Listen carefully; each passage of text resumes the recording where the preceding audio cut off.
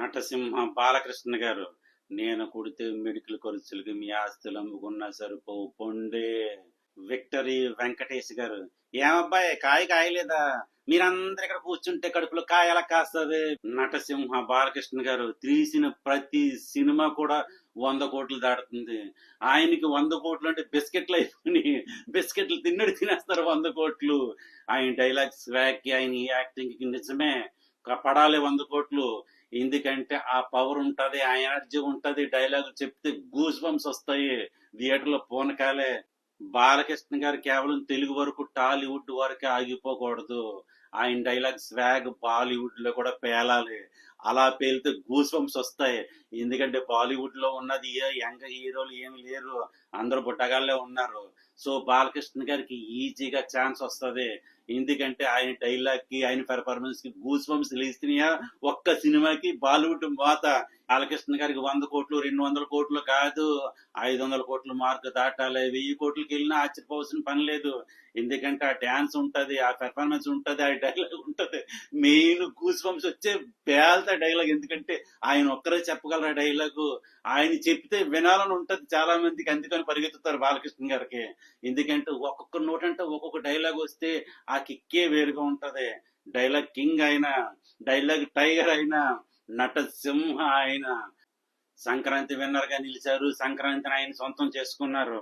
సంక్రాంతికి వస్తున్న వెంకటేష్ గారిది బాలకృష్ణ గారిది 2 పోటాపోటీగా విన్ అయ్యాయి. నిజంగా గొప్ప విషయం ఇది. బాలకృష్ణ గారు సంక్రాంతిని ఆయన కబ్జాలో వేసుకున్నారు. దబిడి దిబిడే కొట్టారు. పాటలోనే అదే ఆయన దబిడి దిబిడే. విక్టరీ వెంకటేష్ గారు ఆయన మామూలుగా పెట్టించరు. కన్నీళ్ళు అయినా సరే, ఆనందమైనా సరే వేరే లెవెల్ ఉంటాయి. ఇంకా సంక్రాంతికి వస్తున్న సినిమా మామూలుగా లేదు. సంక్రాంతి విన్నర్ అయిపోయింది. నెంబర్ 1 స్థానంలో ట్రెండ్ అవుతుంది ఆ సినిమా. టికెట్లు ముక్క కూడా దొరకట్లేదంటే ఆలోచించండి. ఆయన కామెడీ చేస్తే ఎలా ఉంటదంటే F2 లా ఉంటది, F3 లా ఉంటది. ఆయన ఫ్యామిలీ సబ్జెక్ట్ ఎంచుకున్నారంటే ఇంక తిరుగు ఉండదు. కలెక్షన్లు వర్షమే. ఫ్యామిలీ తండలు వెళ్ళిపోతారు.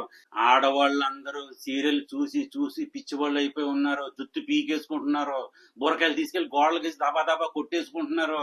విధ్వంసం సృష్టించేస్తున్నారు. సీరియల్లోని హీరోయిన్లా ఫీల్ అయిపోతున్నారు. వంటల్లో దెబ్బలాట్లు, ఇంట్లో కొట్లాట్లు, తోడుకొట్లో కొట్లాట్లు, మొగుడుతో దెబ్బలాట్లు, ఇలా విధ్వంసం చేసేస్తున్న ఆడోళ్ళకి సంతోషకర విషయం. సంక్రాంతి ఎంజాయ్ చేయడానికి భలే ఉంది సినిమా.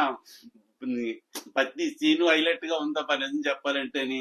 కొన్ని సీరియస్ సీన్లు ఉన్నా ఇంకా కామెడీ ఉంటది, నెక్స్ట్ లెవెల్ లో ఉంటది. ఇంకా పాటలు అంటే ఒక విధానం లేపడబ్బా నిజంగానే. ఇంకా వెంకటేష్ గారు శివతాండవం చేసేస్తున్నారు అందులోని. కామెడీ పరంగా కామెడీ చేయాలంటే వెంకటేష్ గారే. మీకు గుర్తుందా మల్లేశ్వర్ ఎలా ఉంటది? ఇప్పటికి కూడా మల్లేశ్వర్ ట్రెండ్ అవుతూ ఉంటది కామెడీ విషయంలో.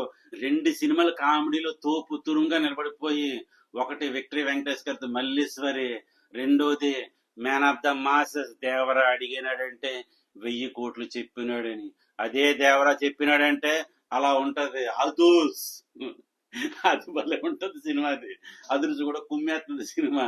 కామెడీ సినిమాలు అంటే ఈ 2 ఎవర్ గ్రీన్ గా నిలబడిపోయి, తర్వాత హిట్ కొట్టింది F2. అది 3వ స్థానంలోకి వెళ్ళింది. అది ఇంక తిరుగులేదు. వెంకటేష్ గారు ఏదైనా సినిమా తీస్తే తిరుగు ఉండదు. ఇంకా ఫ్యామిలీ సబ్జెక్ట్ ఎంచుకుంటేనే. బిస్కెట్లు నవ్వులేస్తున్నారు ఆయన 100 కోట్లు. అలా ఉండాలి సినిమా తీస్తేని. ఎంజాయ్ చెయ్యాలి. ఫ్యామిలీ అంతా వెళ్ళి పడిపోవాలి. ఎమోషన్ క్యారెక్టర్, ఎమోషన్ సినిమాలు అది వేరుగా ఉంటాయి. ఫ్యామిలీ ఎంటర్టైన్మెంట్ వేరుగా ఉంటుంది. సినిమా తీసామంటే 2 కేటగిరీలో మనం ఎంచుకోవాలి. ఇటు ఎమోషనా, ఇటు ఫ్యామిలీ ఎంటర్టైన్మెంటా, ఇది చూసుకుంటే సరిపోద్ది. మరి ఇంకా చిరంజీవి గారితో తీయబోతున్నారని చెప్పారు ఆయన. మరి అది ఎలా ఉంటుందో చూడాలి. మరి నా రివ్యూ నచ్చినట్టయితే thank you so much. Bye.